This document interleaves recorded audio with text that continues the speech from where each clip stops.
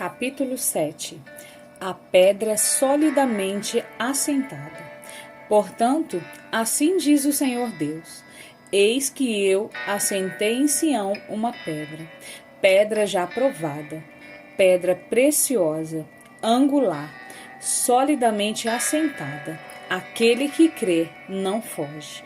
Isaías capítulo 28, versículo 16. Aquele que crê não foge. Uma pessoa que foge ou que age precipitadamente é uma pessoa instável, porque suas atitudes não estão bem fundamentadas. Ela é facilmente abalada e influenciada pelas tempestades ou perseguições e provações. Vejamos, por exemplo, o que aconteceu com Simão Pedro. Jesus havia entrado na região de Cesaré de Filipe e perguntou a seus discípulos: Quem diz o povo ser o filho do homem? Mateus capítulo 16, versículo 13. Diversos discípulos compartilharam com entusiasmo a opinião das multidões acerca de quem era Jesus. Jesus esperou até que terminassem, depois olhou para eles e perguntou-lhes diretamente: Mas vós, quem dizeis que eu sou? Versículo 15. Tenho certeza de que a maioria dos discípulos ficou com a expressão confusa e temerosa enquanto refletiam, com a boca meio aberta e sem fala.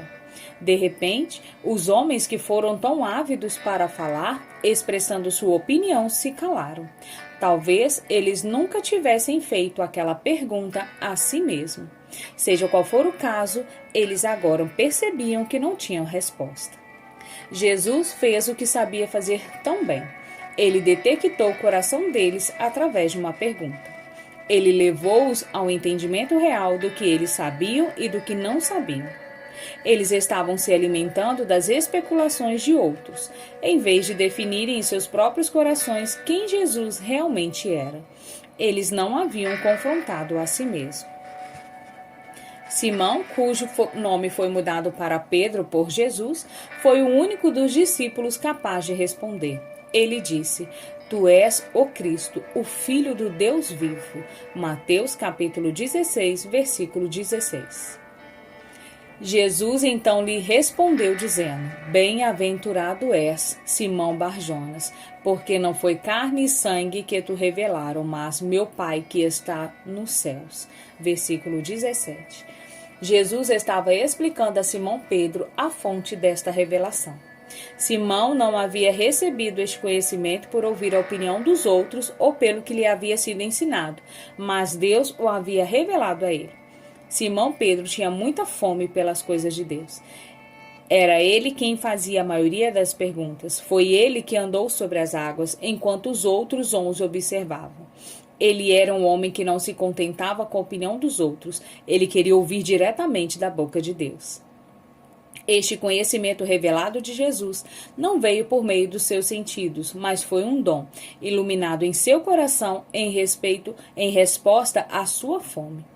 Muitos haviam visto e testemunhado o que Simão Pedro viu e testemunhou, mas seus corações não tinham tanta fome de conhecer a vontade de Deus quanto o de Pedro.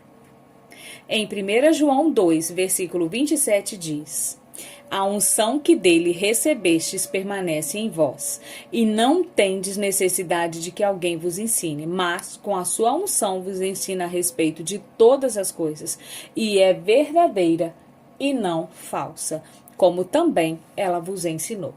Essa unção estava ensinando a Simão Pedro.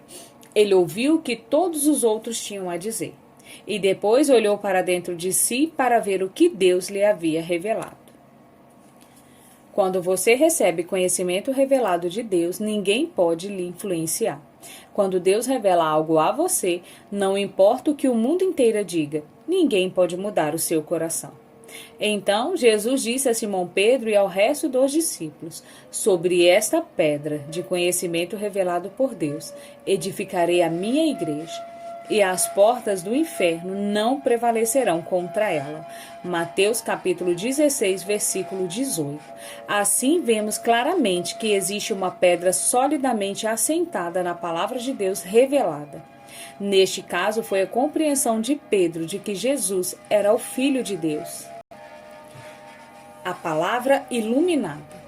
Com frequência digo às congregações e às pessoas quando estou pregando que ouçam a voz de Deus dentro da minha voz.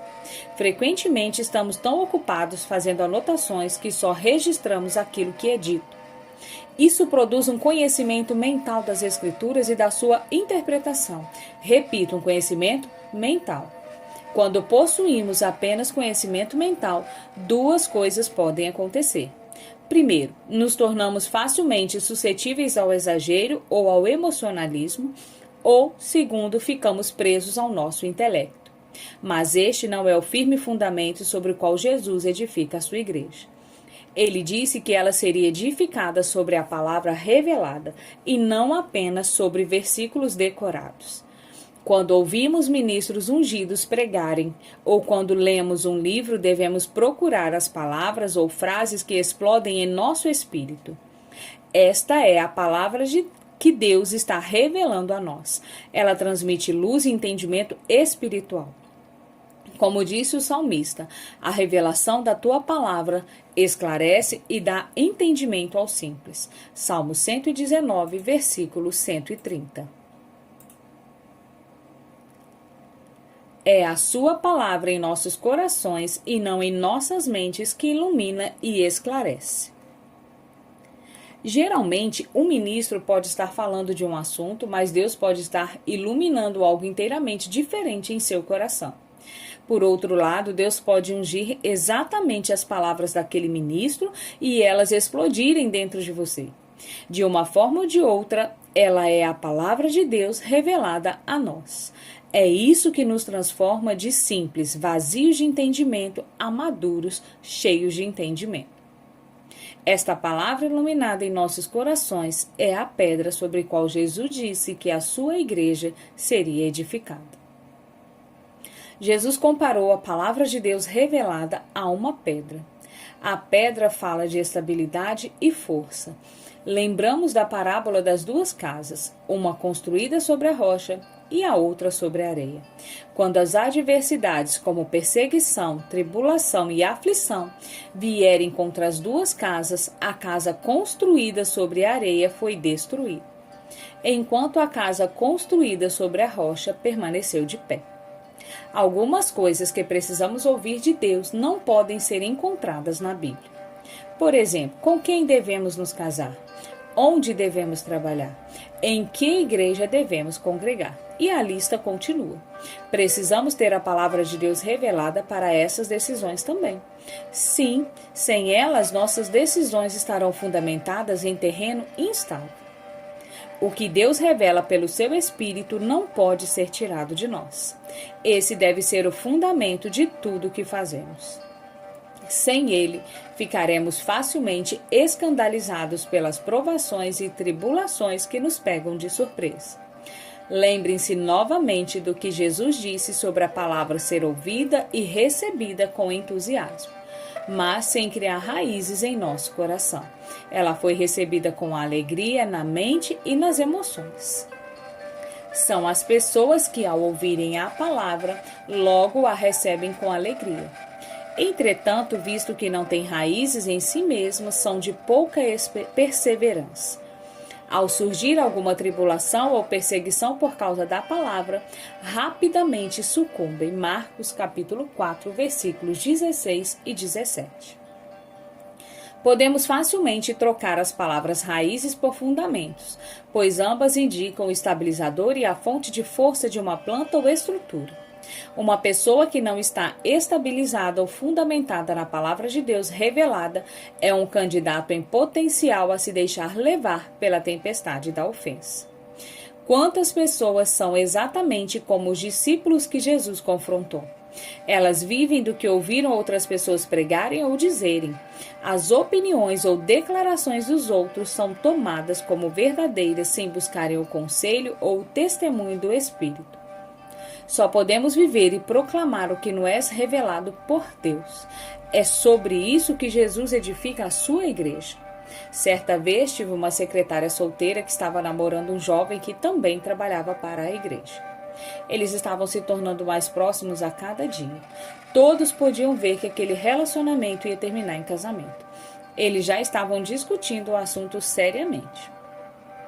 Em uma noite de sábado, o pastor presidente o chamou e disse: assim diz o Senhor, vocês dois vão se casar. Na manhã seguinte, minha secretária entrou no escritório andando nas nuvens. Ela estava muito entusiasmada. Ela me perguntou se eu faria a cerimônia de casamento deles e eu disse que ficaria muito honrada em fazer. Marquei uma data para reunir-me com eles para aconselhamento. Mas eu estava inquieto. Quando eles entraram em meu escritório, meu espírito se perturbou. Olhei para minha secretária e perguntei se ela sabia se aquele jovem era a pessoa que Deus havia escolhido para ela. Ela respondeu com um sim entusiasmado e definitivo. Então, olhei para ele e perguntei: você acredita que é a vontade de Deus que você se case com esta moça? Ele olhou para mim com a boca entreaberta por um instante. Depois abaixou a cabeça e sacudiu-a como se dissesse: não estou seguro. Olhei para ambos e depois disse ao jovem: não vou casar vocês. Não me importa quem profetizou sobre a vida de vocês, nem o que foi dito. Não me importa quantas pessoas possam ter dito. Vocês formam um lindo casal. Se Deus não revelou isto em seu coração, não faz sentido prosseguir com este casamento. Se você se casar sem que Deus tenha revelado que esta é sua perfeita vontade, prosseguir. Quando as tempestades vierem, e elas virão, vocês terão dúvidas. E se eu tivesse me casado com outra garota? Será que teria os mesmos problemas? Eu deveria ter tido certeza de que era a vontade de Deus. Sinto-me preso em uma armadilha.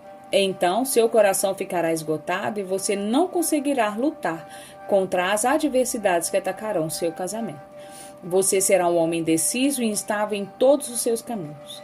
Eu me despedi deles e disse que não havia motivo para nos reunirmos novamente. Ele ficou aliviado. Ela ficou muito desapontada. Durante a semana seguinte, as coisas ficaram muito desconfortáveis em nosso escritório.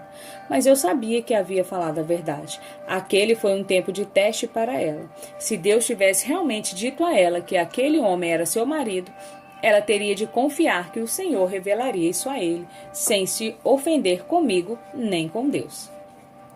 Eu disse a ela para dar um tempo a ele, para permitir que ele tivesse espaço para ouvir de Deus. Ela obedeceu. 3 semanas se passaram e eles pediram outra reunião. Imediatamente tive um sentimento de alegria. Dessa vez, quando eles entraram no escritório, ele olhou para mim com um brilho nos olhos e disse: sei, sem sombra de dúvida, que esta é a mulher que Deus me deu para casar. Eles se casaram 7 meses depois. Quando você sabe que Deus o colocou em um relacionamento ou em uma igreja, o inimigo terá muito mais dificuldade de tirá-lo desse lugar. Você está fundamentado na palavra de Deus revelada e superará os conflitos, mesmo que pareça impossível. Não há outra opção. Os 5 primeiros anos de casamento foram difíceis para minha esposa e eu. Havíamos ferido tanto um ao outro que parecia impossível salvar o relacionamento amoroso que tínhamos antes. Só uma coisa nos manteve juntos. Nós dois sabíamos que Deus havia ordenado o nosso casamento. Portanto, não fizemos do divórcio uma opção. A nossa única opção era crer que Ele nos curaria e nos transformaria. Ambos nos comprometemos com este processo, independentemente do quanto ele fosse doloroso. Quando pensava em desistir, eu me lembrava das promessas que Deus havia me dado com relação ao nosso casamento. Eu não estava pronto para anular o que Deus havia projetado e decretado para a nossa união. Uma das promessas era a de que minha esposa e eu ministraríamos juntos. Na época em que ele fez essa promessa, pensei: posso ver isso facilmente. A sua mão está sobre nós dois para o ministério. Contudo, em meio às nossas tempestades matrimoniais, não conseguia mais ver a promessa claramente, mas me recusava a desistir dela. A esperança natural havia terminado por causa das lutas e do orgulho que havia entrado em nosso casamento. Mas ainda havia uma semente sobrenatural de vida em meu coração. Essa promessa funcionava como uma âncora, um fundamento no momento em que eu precisava.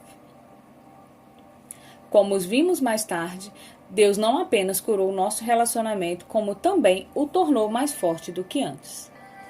Crescemos com os conflitos, perdoando um ao outro e aprendendo com eles. Agora ministramos juntos.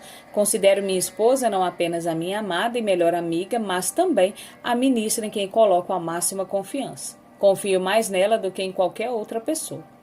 Depois de superar esses árduos 5 primeiros anos, entendi que Deus via fraquezas em nossas vidas e o nosso relacionamento as trouxe à luz. Eu estava impressionado com a sabedoria que nos uniu como homem e mulher. Antes de conhecer Lisa, eu orava insistentemente pela mulher com quem me casaria um dia. Essa escolha era a segunda decisão mais importante de minha vida. A primeira era obedecer ao Evangelho.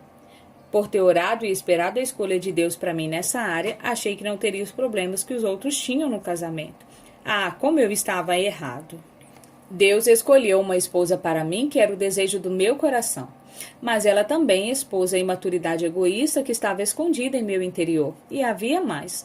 Fugir do conflito optando pelo divórcio ou culpando-a só teria enterrado a minha imaturidade sobre outra falsa camada de proteção chamada de ofensa. Conhecer a palavra de Deus para o casamento me impediu de partir. Neste ponto, gostaria de me desviar um pouco do tema principal do capítulo para tratar de outro assunto. Alguns de vocês podem estar pensando, mas eu não era salvo quando me casei. A vocês Deus diz, ora, aos casados, ordeno não eu, mas o Senhor, que a mulher não se separe do marido. Se, porém, ela vier a separar-se, que não se case ou que se reconcilie com seu marido, e que o marido não se aparte de sua mulher. Irmãos, cada um permaneça diante de Deus naquilo em que foi chamado. 1 Coríntios capítulo 7, versículos 10 a 11 e 24. Que esta palavra sobre a aliança do casamento seja firmada em seu coração, de tal forma que você não seja abalado da sua firmeza pela armadilha da ofensa. Depois, busque ao Senhor para receber a sua palavra revelada para o seu casamento. Alguns de vocês podem não ter se casado dentro da vontade de Deus, mesmo sendo crentes. Para entrarem na bênção de Deus para o seu casamento, vocês precisam se arrepender por não terem buscado o seu conselho antes de se casarem, e Ele os perdoará. Firme o seu coração no fato de que um erro não justifica outro. Quebrar uma aliança por causa da ofensa não é a solução. Então, busquem ao Senhor para receber a sua palavra para o seu casamento. A rocha firme. A palavra de Deus revelada é a rocha firme sobre a qual devemos construir nossas vidas e ministérios. Diversas pessoas me contaram sobre as várias igrejas ou equipes ministeriais de que participaram em um curto período. Meu coração sofre ao ver como elas são impelidas pelas dificuldades e não pela direção de Deus. Elas exaltam o fato de como as coisas vão mal ou de como elas e outras pessoas foram maltratadas.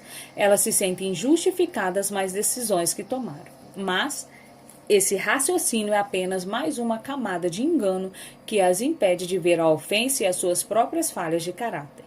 Elas descrevem a relação atual com os ministérios ou as igrejas de que fazem parte como temporária, ou é aqui que Deus me quer por enquanto. Cheguei a ouvir um homem dizer, estou emprestado para esta igreja. Fazem tais declarações para que, se as coisas ficarem difíceis, possam ter uma rota de fuga.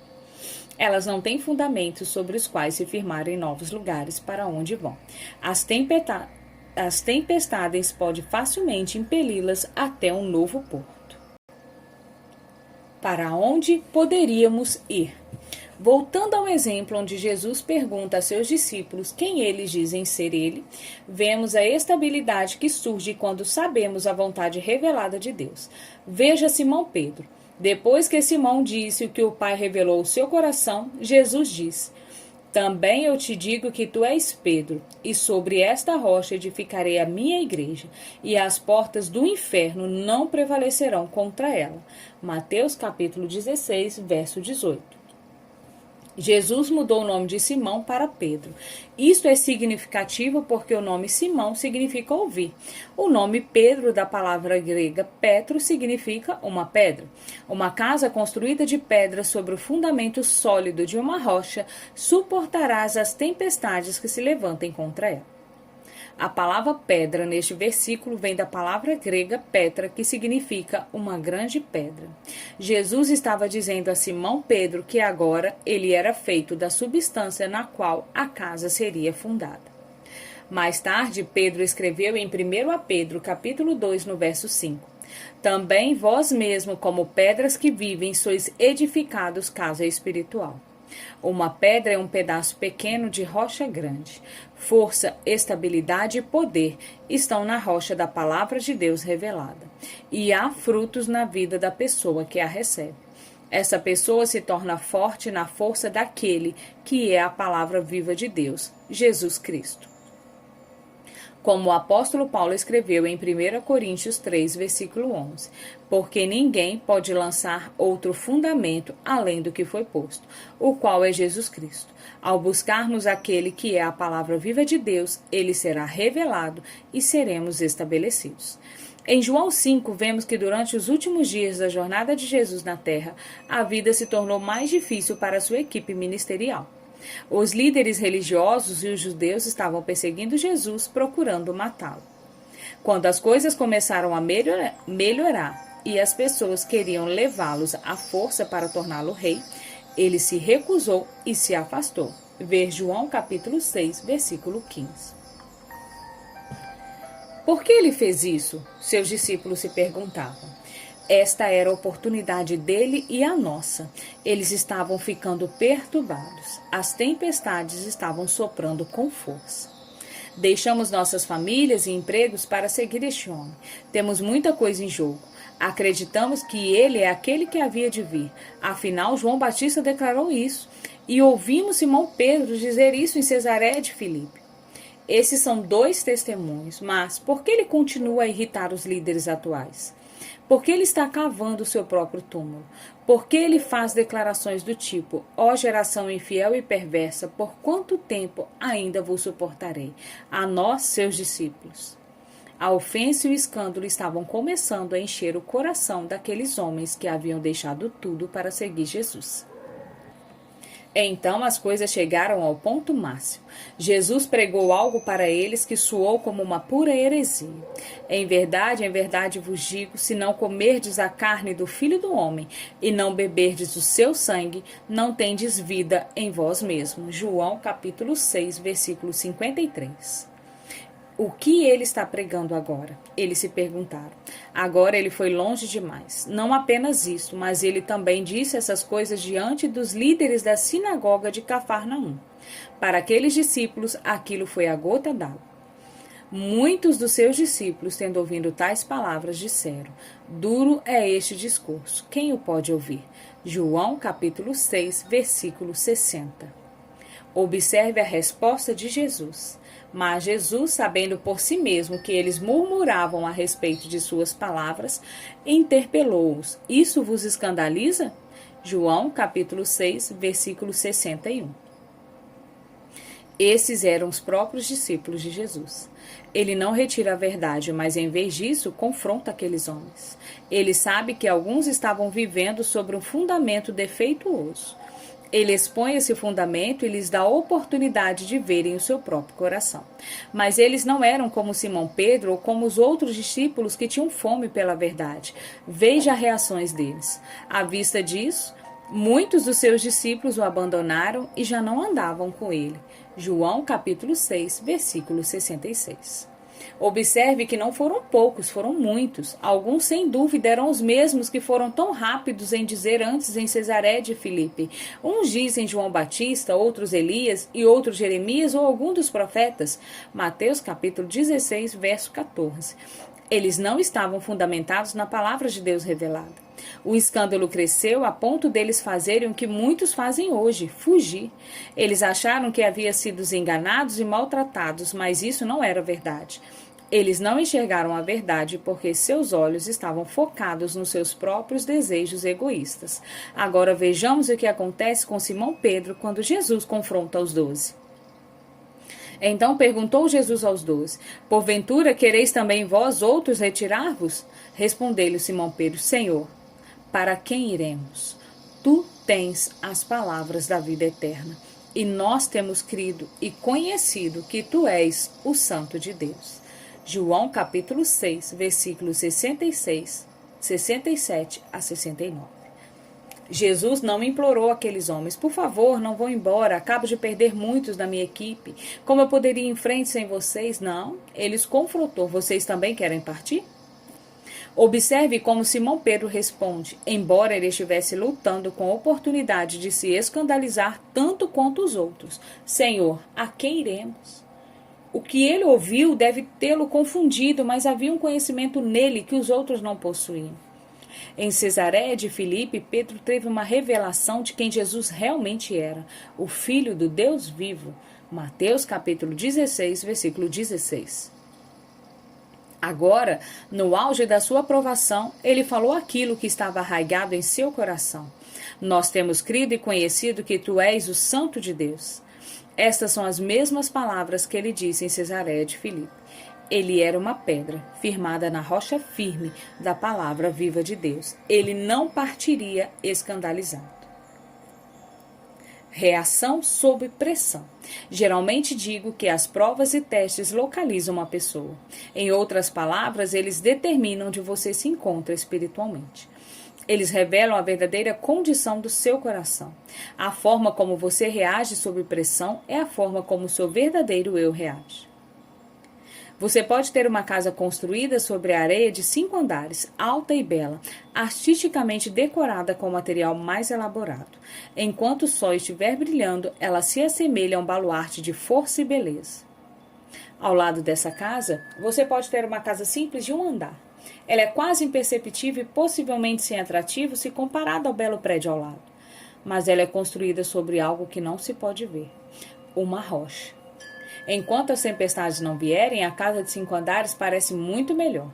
Mas quando ela enfrenta uma tempestade forte, desaba e fica arruinada. Ela pode sobreviver a algumas tempestades menores, mas não a um furacão. A estrutura simples de um andar sobrevive.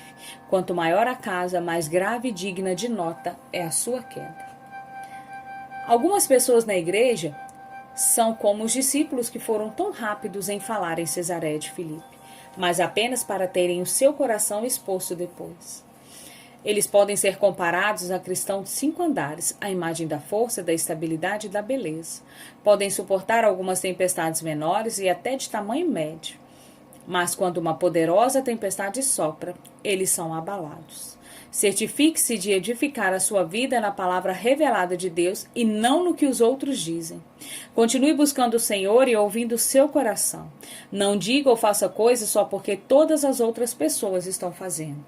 Busque a Deus e firme-se naquilo que for iluminado em seu coração. Quando o inimigo abala, é para destruir. Mas Deus tem um propósito diferente. Gostaria de agradecer a Deus pela mensagem de A Isca de Satanás. Tenho jejuado e orado por uma reviravolta em minha vida. O Senhor conduziu-me a esta mensagem e ela mudou radicalmente a minha vida. Esta é uma obra necessária para todos os que estão em posição de liderança. CP Nova Zelândia.